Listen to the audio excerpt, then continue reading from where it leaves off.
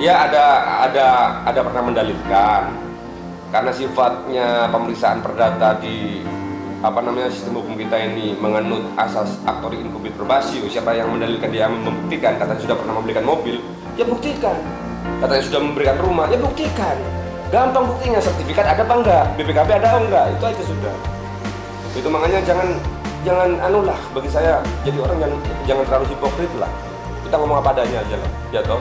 Jangan sampai merugikan orang lain, dan si anak ini kasihan sekali gitu loh.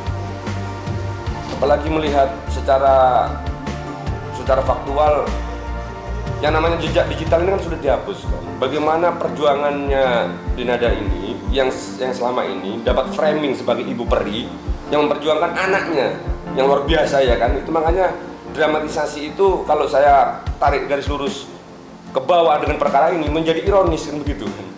Itu makanya kawan-kawan bisa menilai. Cuma ya itulah yang saya sayangkan. Itu makanya ada sedikit juga pernyataan saya untuk Mbak Dena ini yang sebetulnya masih keluarga, tapi saya nggak kenal gitu loh. Karena saya nggak pernah diajak ngomong, nggak pernah ketemu gitu aja. Bahkan ibu saya aja 24 tahun dihitung ketemu, tapi kalau ngomong langsung nggak pernah. Katanya aku kan sudah menjalin komunikasi dengan baik. Apanya? Tanpa alasan yang saya nggak pernah minta uang kok beliau kok nomornya diblokir. Nah, gitu loh. Itu makanya jangan tipu-tipu lah gitu loh. Statement yang dimana nggak bisa dipertanggungjawabkan kemudian. Kalau di persidangan dia harus membuktikan sudah ada jalinan komunikasi yang baik. Nanti tambah cilaka sendiri nanti kalau ternyata nggak bisa dibuktikan kan begitu. Itu yang saya kemudian ya, tapi ya alhamdulillah saya di sini kan dibantu sama teman-teman pers ini kan untuk membuka tabir kebenaran kan. Itu makanya saya selaku pengacara yang pertama itu tujuannya untuk memperjuangkan hak-hak Reza ya, terlepas angka, terlepas momentum, kenapa kok baru sekarang itu. Nah, di dalam proses itu kan sudah saya bedah alasan-alasannya itu nanti gampang diketahui. Terus yang kedua soal angka, gugatan 1365 on rahmat adat itu harus ada kerugian yang nyata. Masa saya tulis Rp1 begitu kan, sedangkan ibunya ini kan sudah membesarkan Reza ini kan juga keluar biaya. Itu aja sudah nggak usah dikasih bunga pun nggak apa-apa kok loh, kalau dia masih mau bertanggung jawab. Nggak mau bertanggung jawab nggak apa-apa. Nah, tapi kalau hakim berbicara lain, ya itu berarti kan masih hak kita yang harus bisa diperjuangkan. Intinya sebetulnya bukan itu. Inti awalnya itu saya minta permintaan maaf pada orang tua. Karena beliau ini, ya secara faktual, pasca meninggalnya Emilia Contessa, kan satu-satunya keluarga yang masih ada. Ya toh, orang tua. Masa orang tua silaturahmi di hari raya aja gak pernah sekalipun? Gak pernah sekali. Nah itu.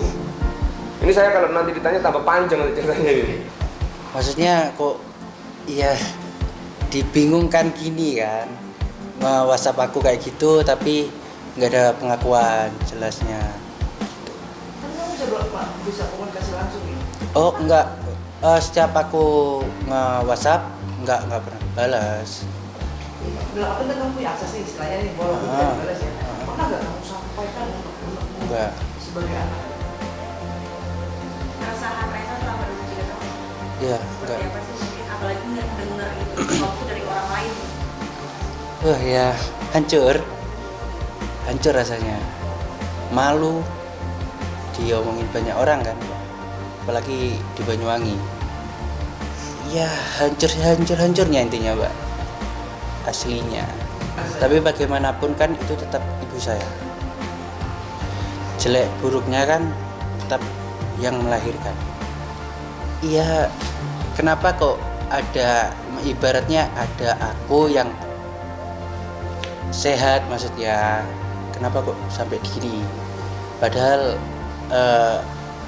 anaknya yang Aisyah itu sakit kayak gitu sampai Mbak Denadanya sampai jatuh kayak gitu. Ya iri ada.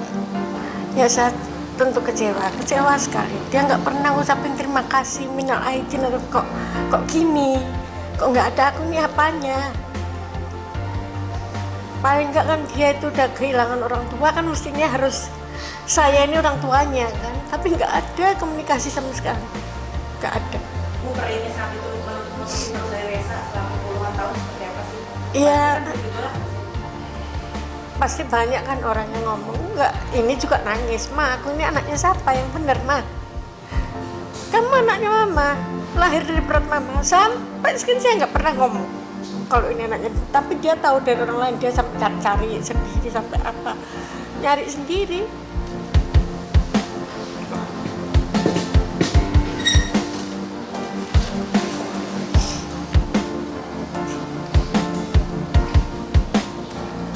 Oke, Mungkin pertanyaan lainnya. Coba ulang lagi.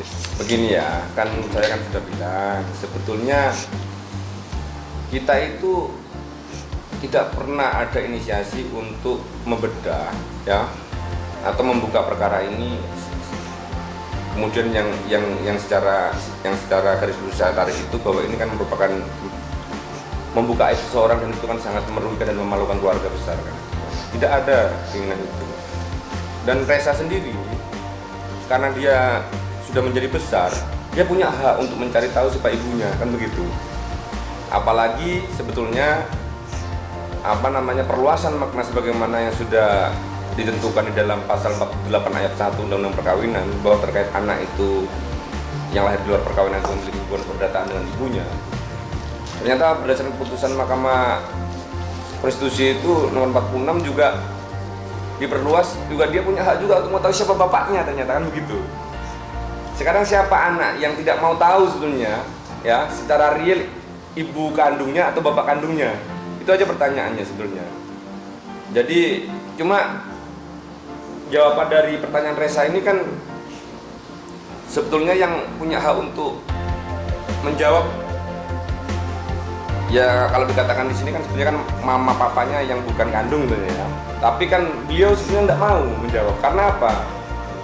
Karena Reza ini sudah betul-betul dianggap seperti anak kandung, ya, dan tidak kurang sedikit pun rasa kasih sayang, sehingga apa? Mentalnya saja bagus dia.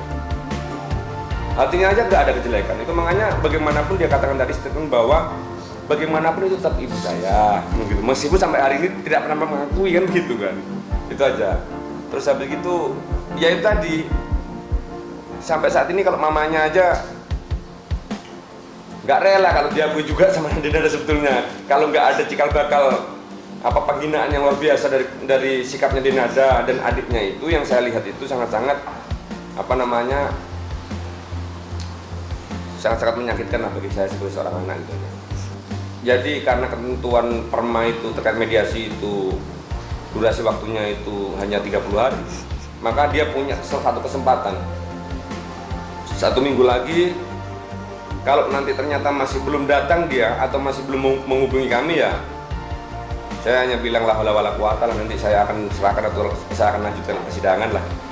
Itu nanti sudah saya nggak akan berpikir soal akibatnya. Yang penting di sini saya punya kewajiban sebagai seorang anak, ya, harus memperjuangkan kepentingan ibu saya. Ya, sebagai seorang kakak harus memperjuangkan kepentingan adik saya. Begitu kan? Ya. Nanti kalau terlepas nanti ada pos-pos kerugian yang lain, bukan soal materi, rasa malu dan sebagainya, bukan kami yang menanggung. Sekarang kan begini pertanyaannya, kenapa itu kok angkanya kok besar sekali, mau cari duit ya? Gini ya, kerugian imaterial itu yang harus dipertimbangkan itu kan begini, ini kan masalah hak kemanusiaan ya. Ada tidak netizen yang sampai mencibir seperti itu, ya, pernah menghadapi situasi di mana mama ini juga manusia biasa yang juga punya tetangga dan teman-teman yang tidak pernah diketahui mengandung, ujuk-ujuk bawa bayi. Kira-kira gimana itu rasanya, mau menjelaskan itu?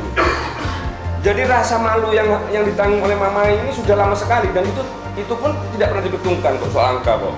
Hanya datang silaturahmi kayak, kalau dia punya adab ya, bilang terima kasih kayak, tanya kesehatannya gimana kayak, itu kan begitu. Itu tidak pernah dilakukan. Yang katanya jalinan komunikasi sudah berjalan dengan baik itu, kalau bagi saya itu nonsen lah itu, ya. Nah itu aja. Terus kalau semuanya, malah kemarin saya mau mengajukan gugatan itu malah mau saya rubah 2,5 juta gugatannya nanti, biar nanti tahu sebetulnya kan bahwa kita bukan itu tujuannya, dan tidak ada alasan bagi pengadilan untuk menolak, gitu loh.